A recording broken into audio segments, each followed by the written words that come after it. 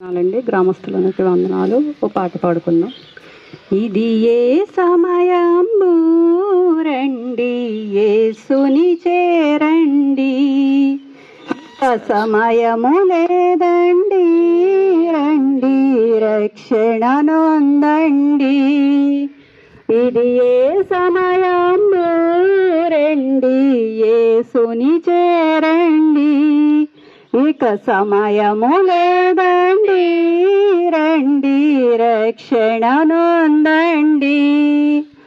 పాపులనందరినీ తాన దాపున చేర్చుటకై ప్రాణము దానముగా తాన ప్రాణమునిచ్చెనుగా.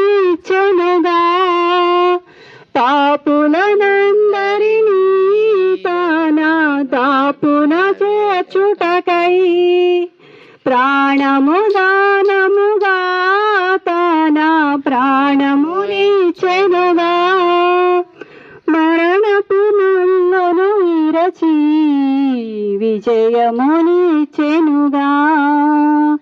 మరణపు ముళ్ళను విరచి విజయమునిచ్చెనుగా. ఇక సమయము లేదండి రండి రక్షణ పొందండి. ఇది ఏ సమయము రండి యేసుని చేరండి. హల్లెలూయా.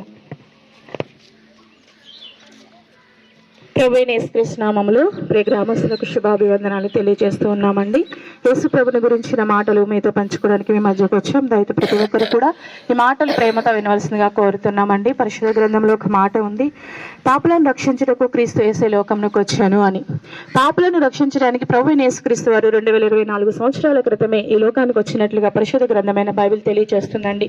ఎవరు పాపులని కనుక మనం చూసుకుంటే కనుక మనందరము కూడా జన్మతః కర్మతః పాపులమని చెప్పి పరిశుద్ధ గ్రంథం తెలియజేస్తుంది. మనందరము కూడా పాపంలోనే పుట్టి పాపంలోనే పెరిగి పాపంలోనే నశించిపోతున్నామని ప్రభువైన యేసుక్రీస్తు వారు ఆ పాపం నుంచి విడిపించడానికి, ఆ పాపం నుంచి తప్పించడానికి, ఆ పాపం నుంచి రక్షించడానికి, ఆ పాపం నుంచి విడుదల విమోచన కలగజేయడానికి 2025 సంవత్సరాల క్రితమే ఆయన ఈ లోకాన్ని ప్రేమించి ఈ లోకానికి వచ్చాడండి. ఈ లోకాన్ని ఎందుకు ఆయన ప్రేమించాడు అని కనుక మనం ఆలోచన చేస్తే సర్వ సృష్టిని మన మొదటి నుంచి బైబిల్లో మొదటి నుంచిగా మనం చూస్తే కనుక ప్రభువైన యేసుక్రీస్తు వారు తన రూపంలో తన స్వరూపములో తన పోలిక చొప్పున ఏం చేశాడండి, నరుని తయారు చేశాడు. అంటే తన స్వరూపంలో తన పోలికలో నరుడు ఉండాలని చెప్పి, ఈ లోకంలో తన ఉద్దేశాన్ని తన ఆలోచన నెరవేర్చేవాడిగా మనిషి ఉండాలని చెప్పి దేవుడు ఈ లోకంలో మనిషిని ఒక పర్పస్ నిమిత్తం పుట్టించాడండి, ఈ లోకానికి పంపించాడు.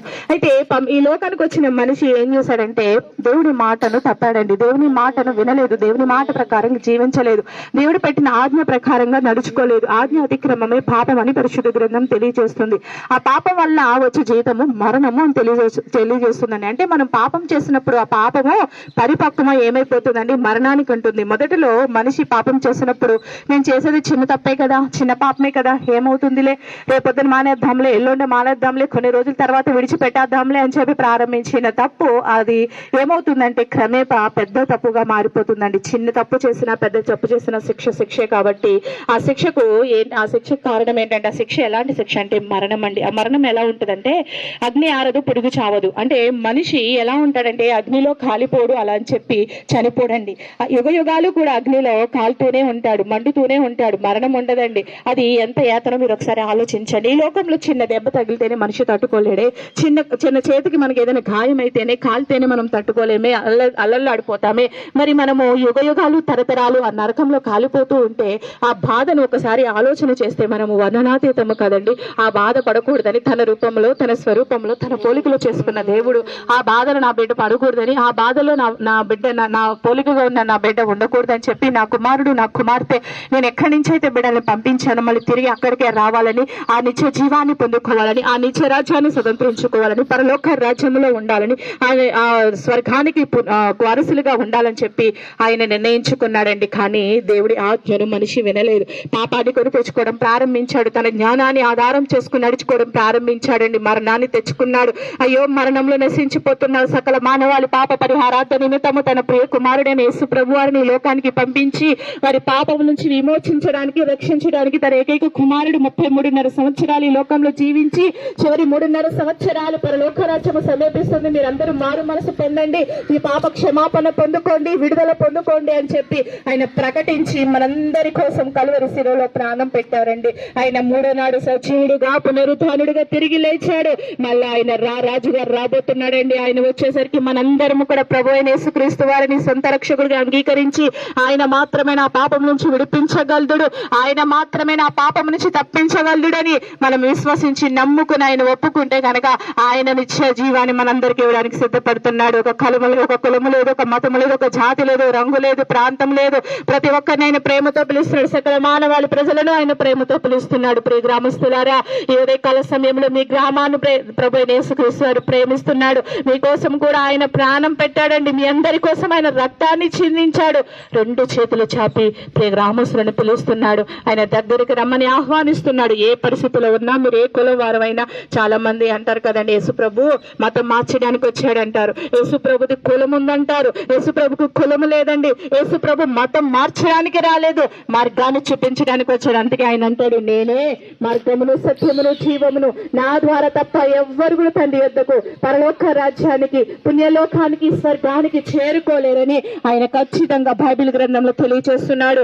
ఆయన మార్గంలో నిత్య జీవం ఉందండి. ఆయన సత్యాన్ని ప్రకటించాడు. సత్యం అంటే యేసయ్యే. సత్య సాక్షిగా ఆయన మనందరి కోసం ప్రాణం పెట్టిన దేవుడుగా ఉన్నాడండి. ఆ యేసు ప్రభుని మేము అంగీకరించాము, యేసు ప్రభుని మేము తెలుసుకున్నాము.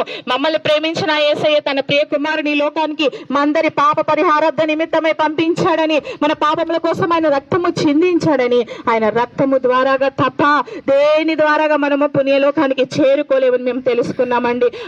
ఆయన మేము మా సొంత రక్షకుడిగా అంగీకరించాం. ఈ ఉదయకాల సమయంలో ప్రియ గ్రామస్తులారా, మీరు కూడా యేసు ప్రభుని మీ సొంత రక్షకుడిగా అంగీకరించండి. ఆయన ఇచ్చే నిజ జీవాన్ని పొందుకోండి. అతి కృపా పరిశుద్ధాత్మ దేవుడి గ్రామ ప్రజలందరికీ దయచేయునుగాక. ఆమేన్. ప్రార్థన చేసుకుందాం.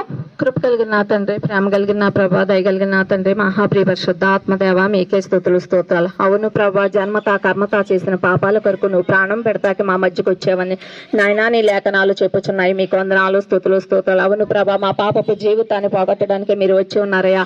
నీ అమూల్యమైన రక్తాన్ని నాయనా ఈ గ్రామం కొరకు కార్చావని మేము నమ్ముచున్నామయ్యా. ఈ గ్రామ ప్రజలందరికయ్యా నీ అమూల్యమైన ప్రేమ తెలిసేందుకు సహాయం దయచేయండి. నువ్వు నిత్య జీవము కలిగిన దేవుడు అని వారు తెలుసుకునేందుకు సహాయం దయచేయండి అయ్యా. నీ అమూల్యమైన ప్రేమను ఈ గ్రామానికి తెలియపరచండి ప్రభా. నీ శాశ్వతమైన కృప ఏంటో వీరికి తెలిసేందుకు సహాయం దయచేయమని గ్రామ ప్రజలందరికీ చెప్పబడిన వాక్యము వ్యర్థము కాకుండా వాళ్ళ హృదయాల్లో చొచ్చుకుని వెళ్ళి అయ్యా నీ మార్గము వైపు నాయన నడిచేందుకు సహాయం దయచేయమని యేసు నామములో అడుగుచున్నాం తండ్రి.